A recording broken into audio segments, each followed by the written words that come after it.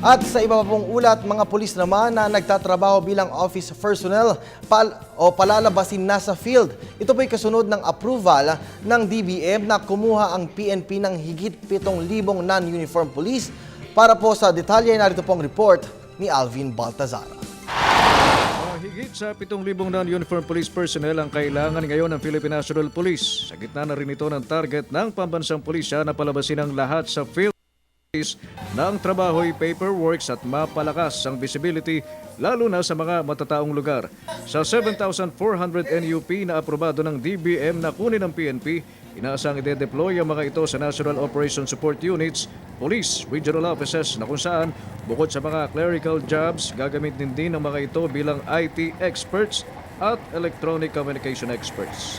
I'm happy to announce that the first batch has already been approved last December by the DBM, composing of 7,400 NUP positions. Ito pong positions na to ay ipinakalat na sa buong regions ng PNP.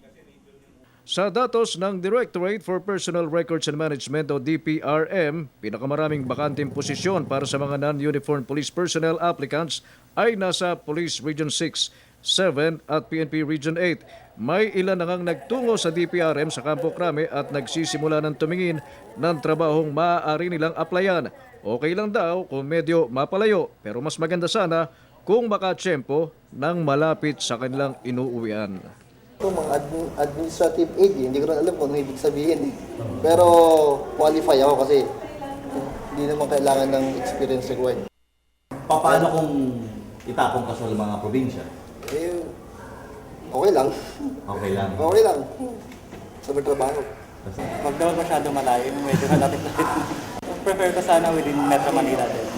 Payo ng PNP sa mga aplikante, siguraduhin may civil service eligibility na anyay numero 1 requirement sa pag-a-apply. Magandang pagkakataon din anya ito sa mga bagong graduate na hanggang ngayon maila pa rin ang trabaho at makapasok sa gobyerno. Para sa Telebisyon ng Bayan, Alvin Baltasar.